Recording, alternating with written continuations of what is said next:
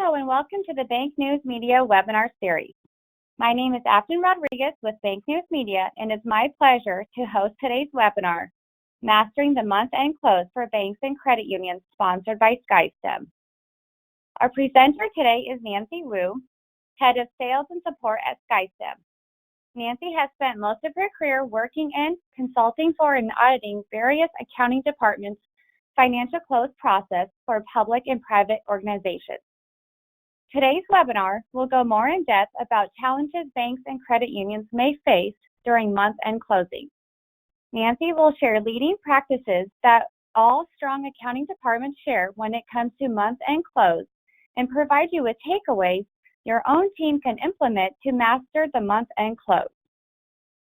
Throughout the course of today's webinar, a series of questions will be asked to qualify you for earning 1 CPE credit for your attendance today. Once the webinar is completed, a certificate from SkyStem will be emailed to you directly. We will also have a question and answer period at the end of the webinar, so please submit your questions using the question function on your screen when they arrive. As a reminder, this webinar is being recorded and everyone registered will receive a link to access the recording at a later date. Now please join me in welcoming Nancy to the Bank News Media webinar series. Thank you so much. Welcome everyone to today's webinar topic, Mastering the Month-End Close for Banks and Credit Unions. The close process is unique from probably all other business processes in an organization in that it is a point where all processes converge. Right? To present an analogy, your processes are like the rivers and the streams, and the month-end close is like that last channel that they pass through to get to the ocean. The ocean being the general public, shareholders, regulatory bodies, and so on. It's also where mistakes and errors and exceptions can show up. For example, if you have a front-end transaction that is not properly recorded, that little system transaction, if no one catches it in time and lets it through, then that mistake doesn't just go away. It very lovingly flows through your subledgers and the core and into the GL in its misshapen form to create a tiny little headache for an accountant during the close. You have a few headaches here, a few headaches there, and before you know it, right, it becomes a gigantic stressful migraine during the close. And that's where a big source of anxiety and stress comes in, and that's how we don't end up mastering the month-end close. There is no shortage of literature on tactics that can improve the close to create a better experience at month-end. Today's session is a little more high level and conceptual. We're still going to deliver some of these tactics that I feel are really important, but I also want to focus more on the mindset of what makes us motivated to master something, to really get great at something, and how to create some infrastructure within your finance and accounting team to foster that environment specifically around the close process. Because without motivation, we're going to feel, frankly, very bored at work. We become easily distracted, we feel underutilized and probably underappreciated. But when we do feel motivated at work, we are inspired to do more than just, showing up and doing what is asked of us. We become curious, we feel empowered to try to improve things. We, want to suggest ideas and we have questions. And that motivation is what we want ourselves and all of our colleagues to have, as that is the starting point to be able to do things like improve and master your close process. And guess what? There is actually proven research on ways that can help us get us more engaged and motivated at anything. And today we're going to apply this to our own work within accounting, within finance, when it comes to the month-end close. My name is Nancy. I lead sales and support for SkyStem. As Afton mentioned, my background is in definitely accounting departments, finance departments, internal, external audit. A lot of my time was actually spent within the accounting department, streamlining and working on the month-end close, the reconciliation work, the internal controls, etc. Our company, SkyStem, is based in New York City, and we make a software called ART, which is a month-end close solution. ART is easy to use, it is fast to implement, and we always strive to be one of the more affordable solutions of its kind in the market today.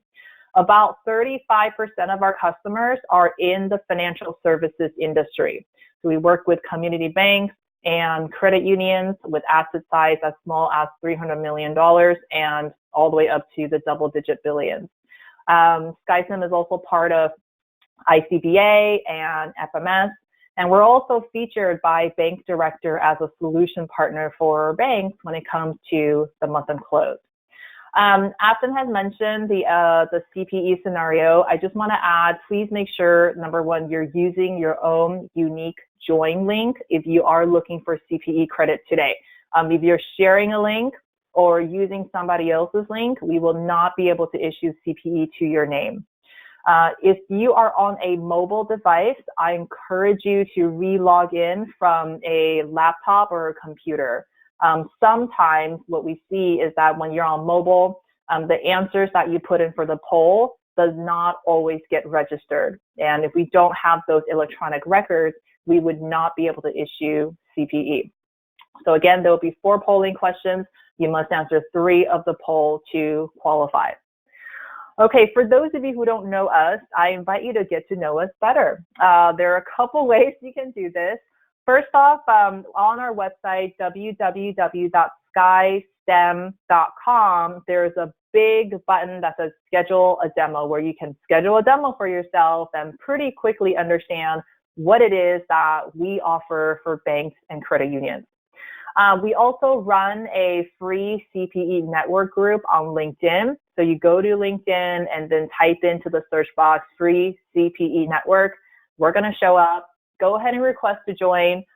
We publicize not only our own events, but also other events that we come across that we feel are meaningful, that provide CPE, and that are free. We will be later next week in Orlando, Florida for the Credit Union Conference, then in Boston for the FMS Forum. If you're going to be there, come look for us. We're the ones with a hot pink booth you cannot miss. Later in September, we'll be at the Finex Tech Conference in Chicago, and then in October, the AICPA Conference on Credit Unions. And that will be in Nashville, Tennessee. We'd love to meet you. So we cannot talk about motivation at work without talking about Dan Pink. And some of you may be familiar with him. He's a former speechwriter for Al Gore. But he's actually more known for studying social behavior in the modern workplace.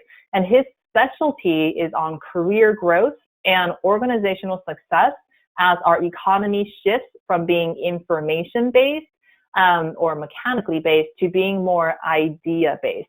And I was drawn to Dan Pink's work because he talks very prolifically about how to motivate professionals and create more engagement in the corporate world. Essentially the modern work world where workers are being asked to do more than just follow very straightforward orders. So what motivates us? Provided that we're at least getting paid equitably. If you don't compensate people enough, they're just not going to be motivated, right? But if you're working with an established company, which, I think we all are, you're getting a fair salary, so that's not an issue. But not everyone who is getting fairly compensated is feeling motivated. There are studies done by the Federal Reserve and other organizations that show that provided we are getting a fair wage, as modern professionals doing complex work, we don't actually respond better to more money. The promise of getting a raise or a big bonus doesn't actually incentivize us to perform better at work. It's really interesting the way the experiments were done to support this idea. And I'll just share a little bit about it because that seems kind of counterintuitive, right? The more money we get, of course, the happier we are, we should be performing better. So here's the experiment. It's called the candle problem. They gave people this, just like all this equipment that you see exactly the way it's laid out, and presented them with a challenge, right? There are some tacks, a candle, matches, just like how you see it. So here's the challenge. Try to stick the candle so that it is on the wall and no longer on the table using the materials available. I gave myself this test conceptually just to see what I would do. So I did exactly what most people would do. I try to melt the wax on the wall, right? Maybe pin the tack, use the tack to pin the candles, and so none of that stuff works. The candle's going to fall off. So here's the actual answer. How do you get the candle onto the wall and off the table? You dump the tacks out of the box and use the tray to hold the candle. So why is this hard for most people? Why can't people think of it? Because of the way this problem was presented, we don't see this box as an actual tool. We see it merely as a receptacle for the tool, which are the tacks. But when we're able to see past that presentation, then it becomes a pretty easy problem. So then they did the other experiment. It's the same challenge, but now they displayed the tools this way. Right? They have the actual tray is out of the box. Now this experiment is less idea-based and more task-based. It is much more straightforward now, and unsurprisingly, now most people got it right. We have the same challenge in our work, right? The first one is more conceptual, requires more creative problem solving. The second challenge is more mechanical. You put the things together and bam, there it is. So now this gets a little more interesting in that they added incentives. They gave people $20 if they could produce the right answer within X minutes, right? So as expected, oops, it's this problem. They incentivized with $20, right? So the more we incent with money, the better the results, right? The quicker people work. So they gave the same experiment. What happens when we give added incentive for this presentation of the problem? Same $20 if you can solve it within X minutes, right? This is the one that requires more creative, more conceptual, more deeper thinking. Well, what they found is that people did worse. Those who were incentive for this problem in general did no better than those having no incentive at all. And they also found that the more you incent them in this way, the more you incent them in this presentation, the worse they did.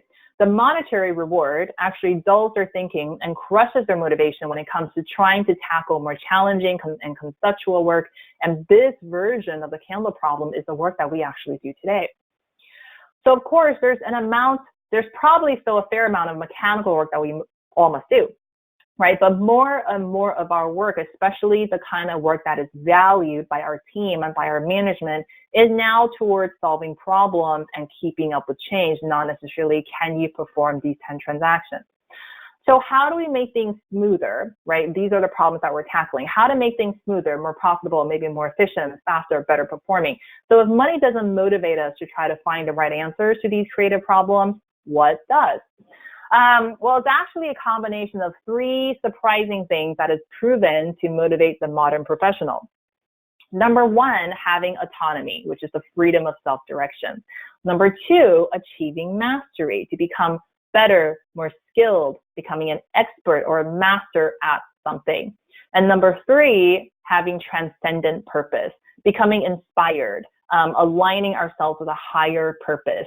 These 3 elements are actually what motivates us to wake up, itching to start work, and eager to tackle the hard problems that we face in our lives and also in our jobs. So let's start with autonomy. This is the freedom of self-direction to run your own lives at work. So this is not to say that we should all run back to our teams and announce that we are now self-directing and we decided not to close the books anymore, right? That's not the intention. So let's give an example of autonomy. There's a very successful company called Atlassian that is based in Australia. They make software. And in fact, actually at SkyStem, we use their software. Every year, there's exactly one day where employees have the freedom to work on whatever idea they want, as long as it is not something they are already doing during the normal course of their work, and as long as they execute on the idea and present the finished project to the whole company at the end of the day. Some of Atlassian's best product ideas have come out of that. A little more extreme is a Google concept. where there's a very famous 20% policy where people just work on their own projects for 20% of the time without management supervision or approval. And the result is applications that we love today, like Google Maps and like Gmail. It's not so important as to how much time is given or how we do it, but it's important that there are opportunities in your work today for self-direction and idea generation. So how can we apply that around the month-end close? So tip number one, the freedom to experiment. If you're a member of management, then your tip here would be to allow your team the freedom to experiment. If you are a team member or a staff, then this tip becomes to empower yourself with the freedom to experiment, right? Did you notice something that is not going great during the close? Do you have an idea to improve upon what we do today? Well, let's give some breathing room for experimentation. Like allow people to try a different approach this month or employ a different method and see what the results are. Now, when we do this, it is best not to try out something big and audacious. Always start small. Choose something that is contained, something that's preferably within your own control, and something where you can see the results relatively quickly. Why is that? Well, you want to keep the improvement ideas small and contained so that you can enact this change, observe the results, and see if you should keep it or ditch it. Okay? If you're trying out new ideas, inevitably you will experience some poor results because you're just not going to hit it out of the park every single time. That's just the nature of being creative and having ideas. So it's best to make small adjustments. Keep the stakes small. Minimize any collateral damage, and then evaluate the results very quickly so you can decide to either keep it or abandon it and move on to something new without disrupting or breaking the larger incumbent process. Small ideas are always easier to implement than big ideas because it is less risky. And when it comes to experimentation, you certainly do not want to bet the farm.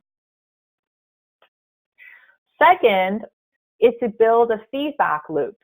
So there should be a feedback loop put in place for the experiment. It can be a formal loop or an informal loop, but the important thing is that there is one, so we have some accountability at the end of the day, right? What was attempted? How was it put in place? What results were observed? Should we adopt permanently? Right? There needs to be a reporting mechanism back to the team, whether it's verbal or written. But going beyond just establishing accountability, a feedback loop also promotes new discussions and other new ideas. When we try something new once, if it doesn't work, right, what happens? We often get discouraged and we never try anything again. And that's not what we want because failures can sometimes give birth to new things, right? And sometimes these new approaches, we want to encourage that growth, and that is what a feedback loop accomplishes.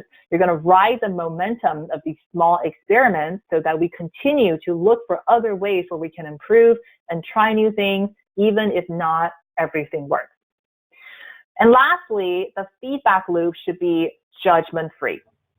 It must be objective in terms of evaluating results, meaning that there's no need to sugarcoat something that was awful, but it should not be judgmental at a personal or professional level.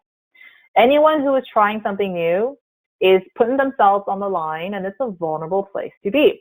And if everyone is, so worried about embarrassing themselves and looking bad, then rest assured, all you'll ever have is yes people, and you'll never get any new ideas to improve the work at hand. So this feedback loop must be judgment-free. I really like tip number 3, and that is to seek external stimuli. Sometimes new ideas come from within your team, and sometimes it's introduced from the outside. It's easy to get mired in our own day-to-day lives and forget the outside world altogether.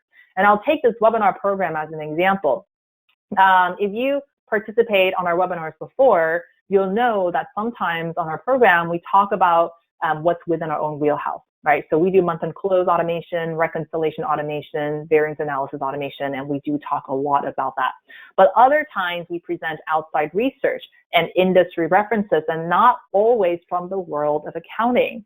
And that is our attempt at delivering potential sparks and ideas that you can take back to your own world and implement as you see fit. And some of these learnings we apply actually internally as well, so that we continue to stay sharp and stay ahead of our curve within our own industry. So for the accounting team, this can be in the form of attending outside training or going to an industry event. And it doesn't have to be expensive, right? One person can go to a seminar and summarize the learnings and take the materials back to the team. There's also a lot of free resources, as we know, that is available. What's lacking for most professionals today is not necessarily content or even, the money, but it's really your time and attention to take in the content and apply it. So it is important to make time for this. Another good resource you have in terms of external stimulation is actually your internal audit team. They can make a great consulting partner in helping analyze your process today and come up with ideas for improvement.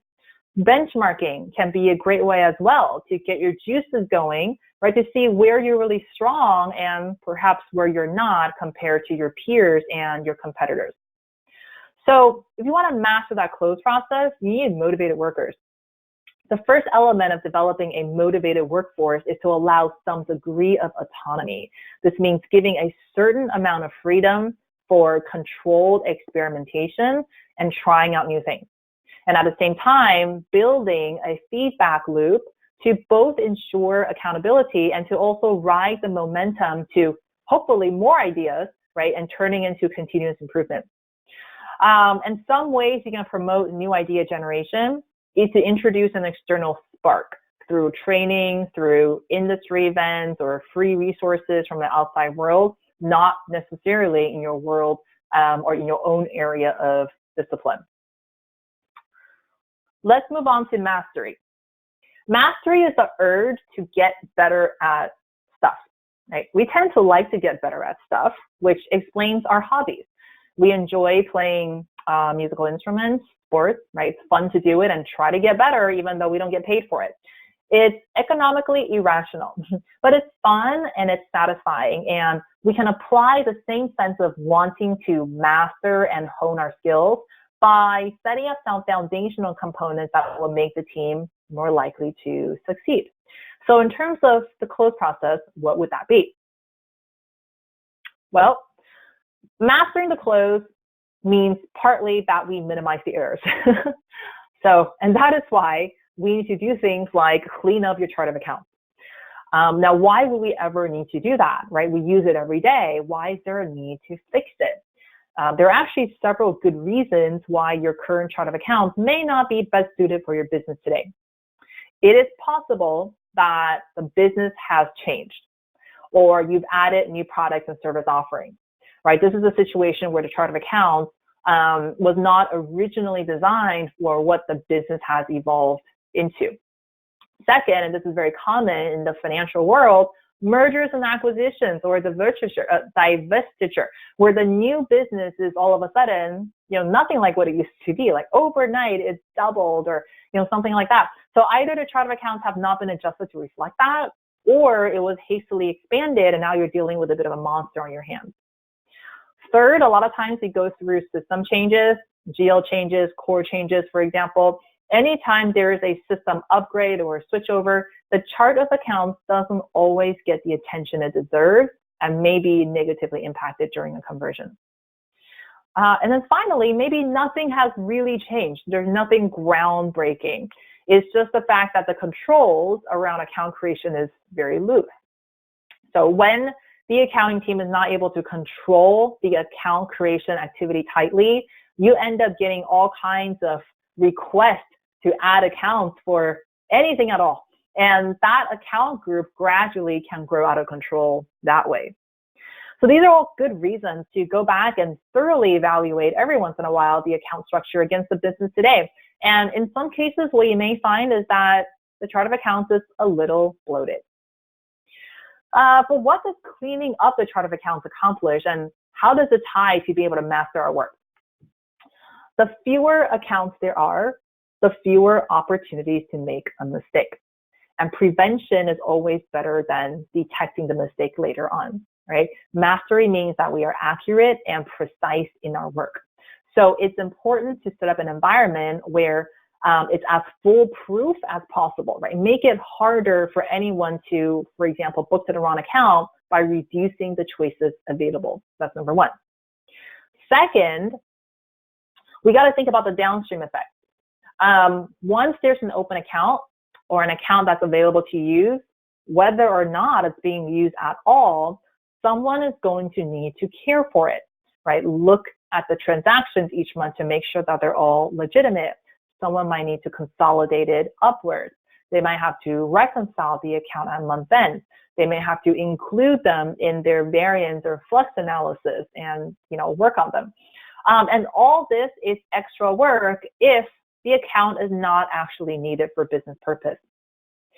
So clean up the chart of accounts and then lock down the accounts that should not be used. If nothing can be booked to it, then you don't have to ever worry about them.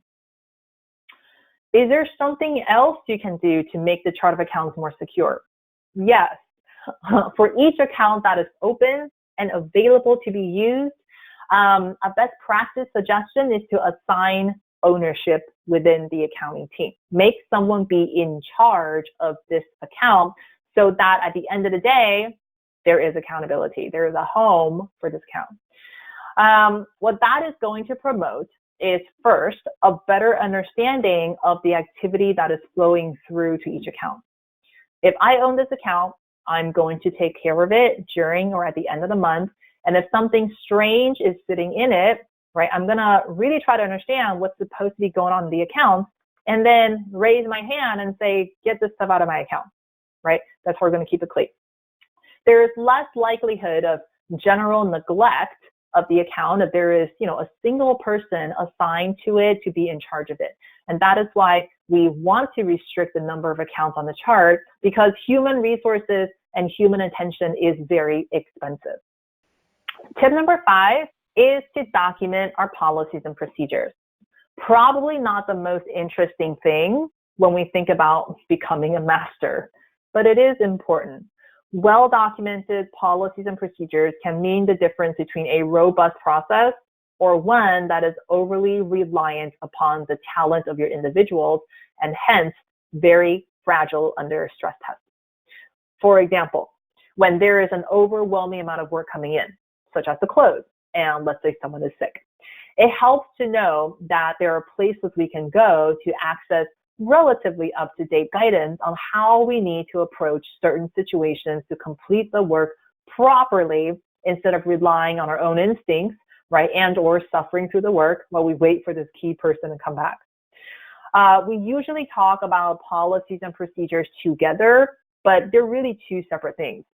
Policies consist of adopted principles. For example, a policy would be non-standard journal entries over $10,000 require 2 levels of approval, right? POs over $50,000 require a certain title within management to sign off. Or we won't tolerate any material adjustments over X many dollars without an officer review. Those are policies. Procedures describe the process. For example, journal entries are prepared in the standard template, printed out and submitted for necessary approvals, along with backup. This example is very manual, but let's continue. Once reviewed, the reviewer signs off and dates it, and the preparer posts it into the GL and keeps the original in binder XYZ. Those are procedures, and we need both. Combined, what they are essentially the intellectual property, the downloaded knowledge of how key functions for the organization works. That's why your auditors are always harping on it, right? Do you have it? Have you updated it? Are you following it? Have you updated it again? Because it's sort of a manual to how the company operates based on their processes. People come and go, and you don't want to be left in the position where the handoff between a departing person and a new employee leaves out major chunks of knowledge, and you're left with a process gap that is not going to help your team master the close process.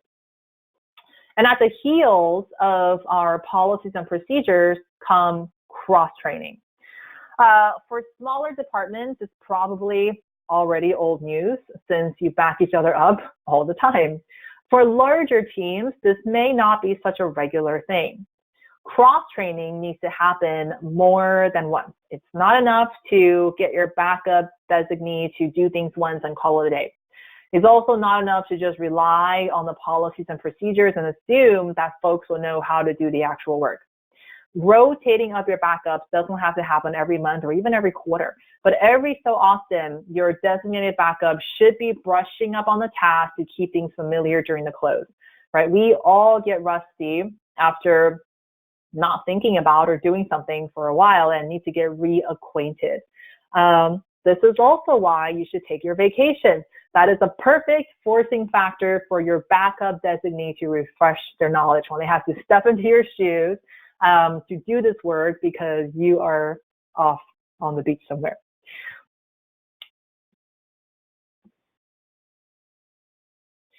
Tip number 7, always be closing. What this means is that we lessen the burden of the close window, that 1 to 3 to 5 days of hecticness. When the burden becomes overwhelming is when mistakes are more apt to happen. Again, we are creating an environment to attain mastery by removing roadblocks, right, through prevention.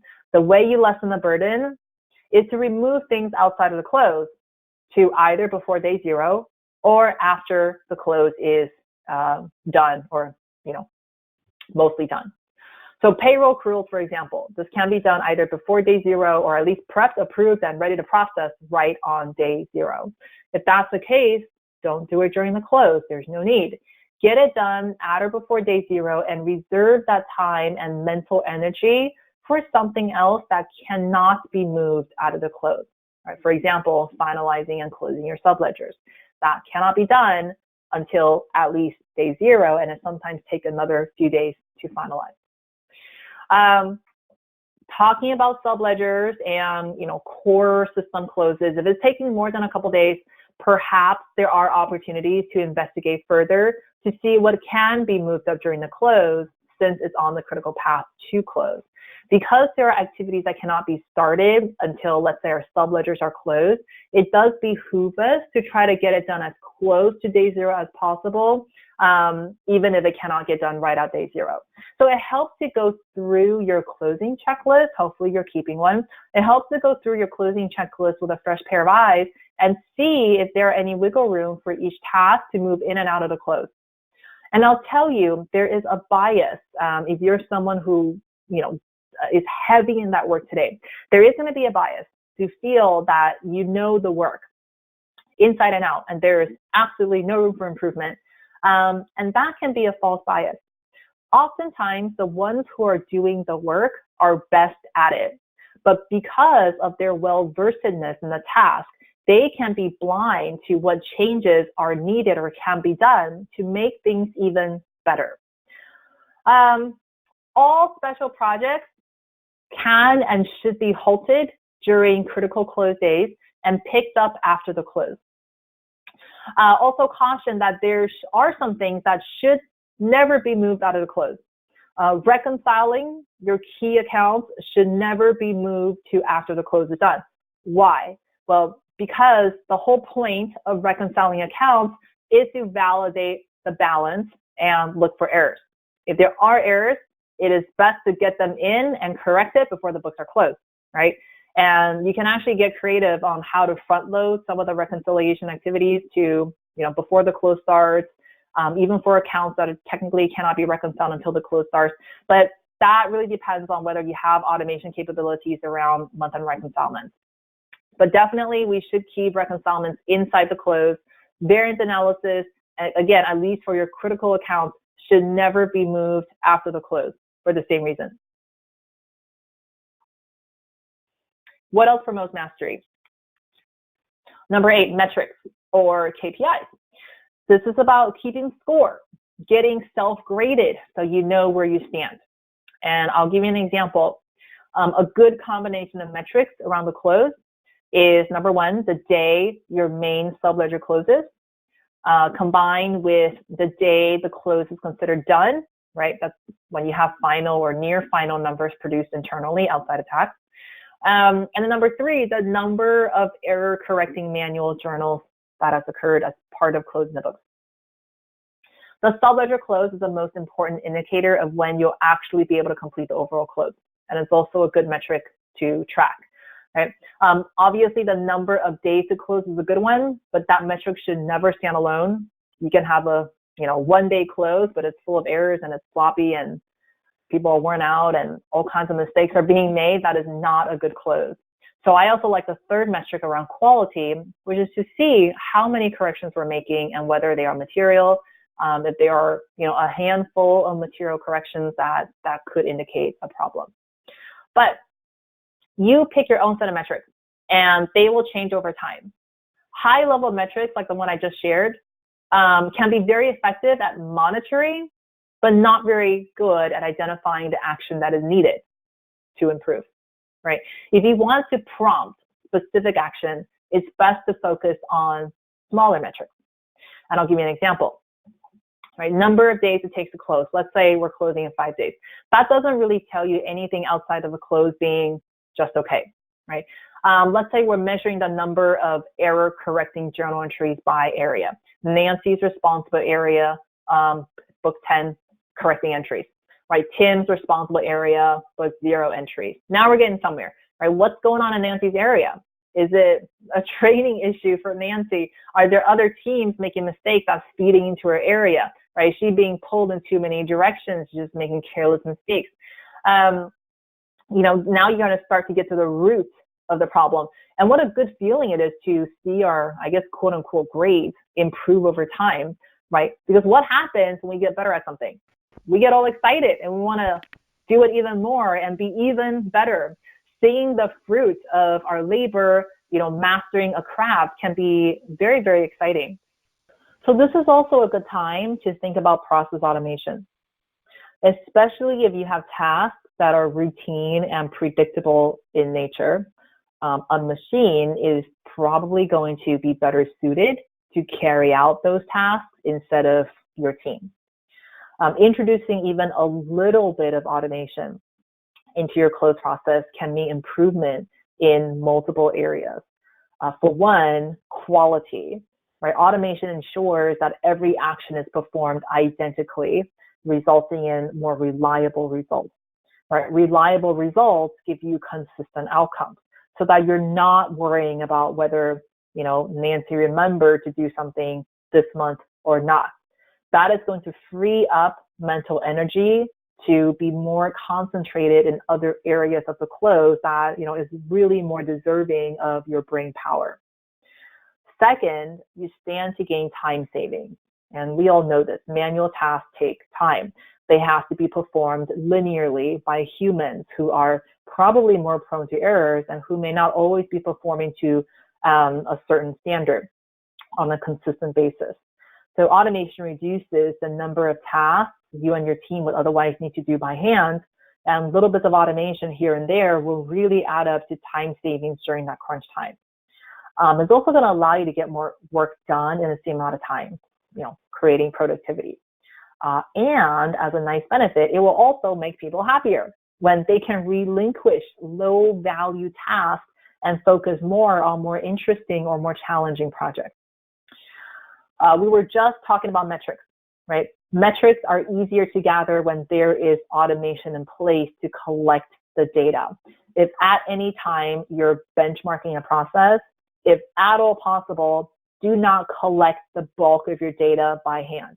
It's going to create a lot of work for someone, and the accuracy of that data or the metrics can also be called into question. And lastly, automation is going to improve governance. I am a big fan of automated controls, right? There's 3 levels of internal controls. There's entity level controls, controls that govern the control environment. There's process level controls, and there's transaction level controls.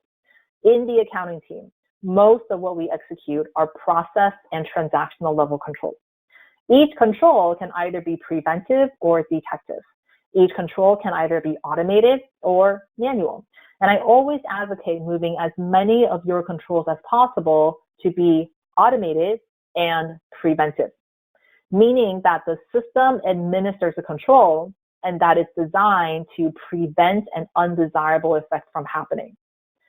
As opposed to the opposite, which is tasking a person to execute a control, like signing something, and the control is designed to be detective, i.e. catching things after the fact. That is not to say that detective controls are inferior to preventive controls or that manual controls are not as strong as automated controls. But in general, when we're dealing with transaction and process level controls, you want as many of them to be automated and preventive as possible. A system that enables you to sort of implement this kind of control structure, right? So not only do you lift the burden from your team from having to execute these controls by hand, you also establish a stronger controls environment because your system is always going to be on, it's going to be monitoring and watching. And don't think that automation pertains only to what comes with your accounting package or your core or your ERP. It extends well beyond that. There's a plethora of products out there in the world, oftentimes pretty affordable, that could help automate key activities during the close.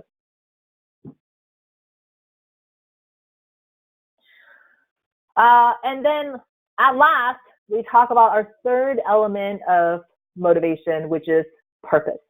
Having a higher purpose for the work you do changes everything because you start to relate to things through the lens of this higher purpose.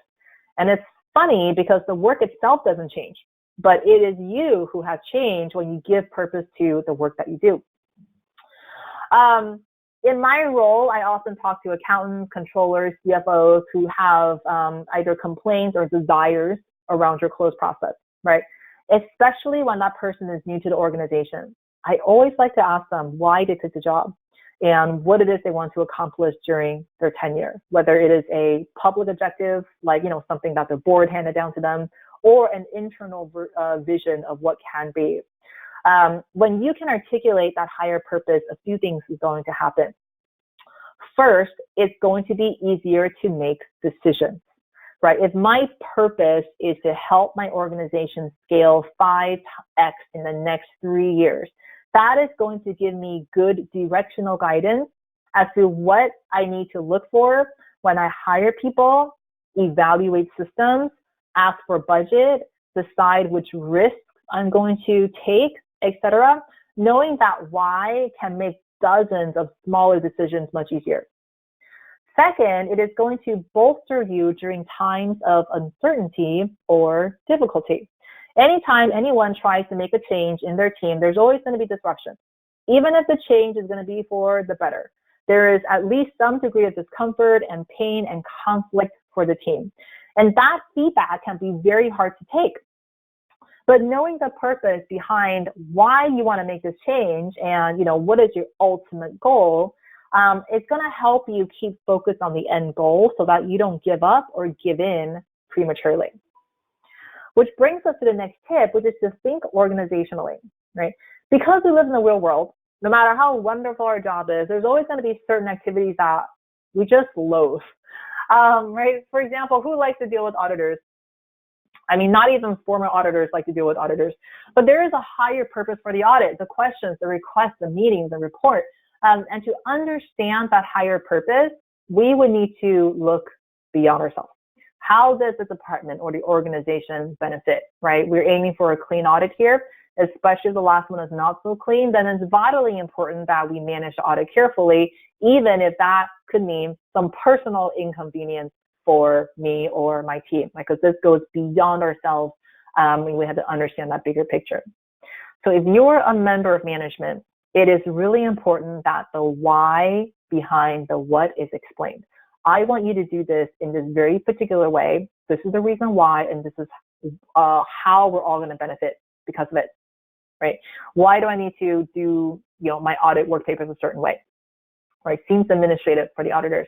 I've already looked at it, I've done it, I've signed it, I dated it. Your team needs to understand that bigger purpose picture because potentially it affects stock prices, right, if the bank is public. And the opposite is true as well. If something that we're spending time on doing doesn't seem to produce any kind of meaningful benefit or does not seem to have a higher purpose, then that should get our gears turning, right? Is it truly something we should continue to do? Is the activity just a relic of the past that no longer satisfies our needs today?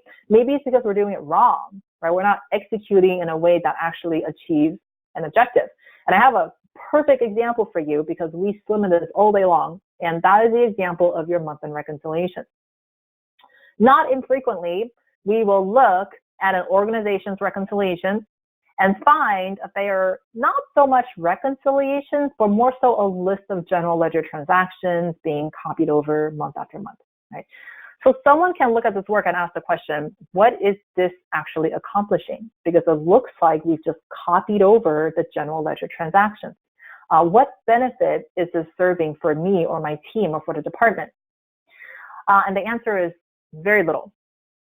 The reason is because true reconciliations are not done that way. We are supposed to reconcile to third-party documents. We're supposed to reconcile to independent analysis. We're supposed to reconcile the subledger to the ledger.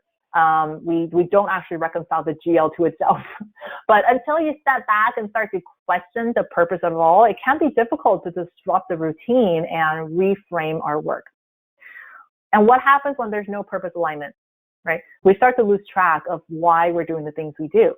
And we become vulnerable to process distortion. It's like that game of telephone, right? You tell me something, I tell him something.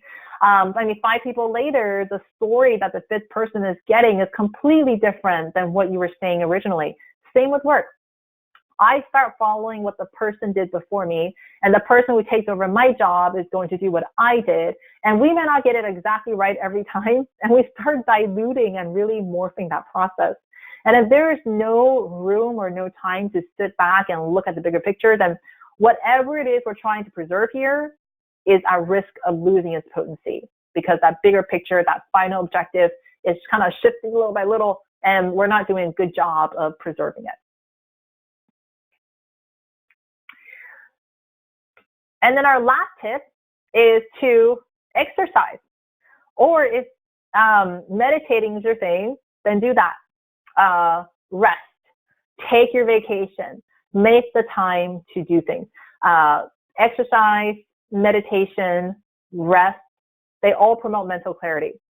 Sometimes removing yourself from the environment will make you see the situation in a new light or in a new frame, a new purpose, or realignment of a purpose you've abandoned before. Right? Exercise in particular is a great mood elevator, right, which we could all use during month-end close when there's a good amount of stress involved. And when we are in a good mood, it is just that much easier to feel motivated and purposeful. I got it. So Mabel, let me continue for a bit, and then we'll run our last poll in a couple minutes. The concept of autonomy and mastery and purpose in our work is a critical ingredient to stay motivated and master our close, even when things become hectic. And in this session, I provided some tips on how we can action and manifest those principles at work. If you are a manager or an executive, it's up to you to open the door to introduce these elements, right? If you're a staff, then empower yourself with this knowledge. You don't have to wait for someone else to give you the opportunity or the approval to do things. And I'll give you a final example. So imagine you tell a group of highly skilled professionals and you ask them to volunteer anywhere from 8 to 10 to 20 hours a week for no pay to work on something, right? These are people who have day jobs, typically pretty challenging and sophisticated jobs. So you go to them and say, hey, give me 1 to 2 days a week during your off hours and work on this project for free.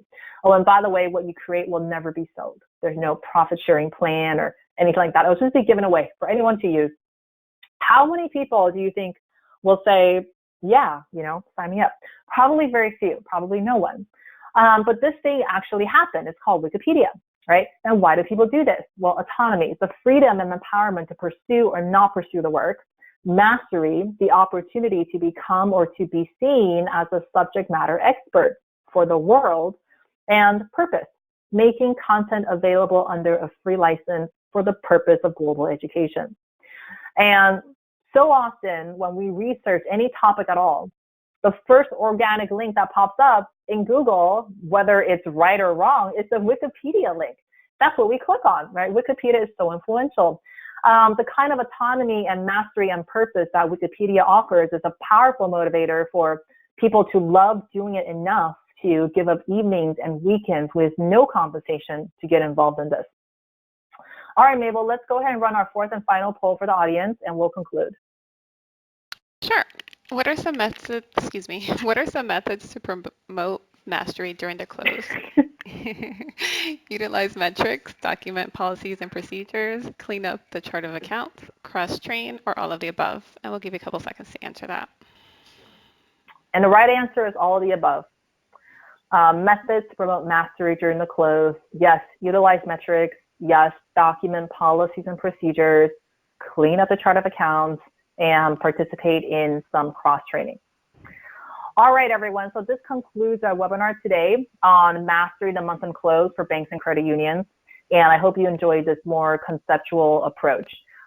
For those of you who are not familiar with SkyStem, I encourage you on the right-hand side panel to download the handouts. These are case studies from other banks and other credit unions that we've worked in the past. So you can pretty quickly take a look at what it is that we offer around this. I also invite you to go to our website, www.skystem.com. You can sign up for more webinars. There's ebooks and resources, mostly around the close and reconciliation work. So you can definitely partake in that as well. If you've answered 3 of the 4 polling questions today, then you do qualify for 1 CPE credit, and that certificate will be issued to your email latest tomorrow. If you do not see them, please do me a big favor, check your spam folder or your junk mail. 95% of the time, it's going to be there if it's not in your inbox. And if it's still not there, then go ahead and reach out to marketing@skystem.com. And we will pull the certificate for you by hand. But there is a delay in our response time, so just be patient with us. We don't respond right away. Afton, I'm going to turn this over to you now. Thank you so much, Nancy. We did have one question come through. Can you speak a little more about how automation in this area helps banks close their books better? There's multiple approaches to this, and companies come to us for different reasons. So it really depends on what you're looking for. So, you know, some companies come to us.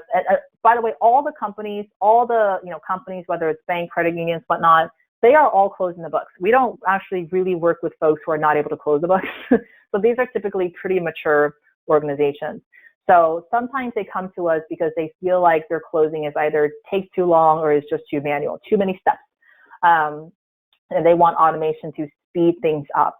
Other times we've had executives come to us and say, you know, because I cannot get the insight that I need during the close, even though it's working out fine, I am forced to get into the weeds of the close process, which is not where I belong. I should not be running around pulling invoices.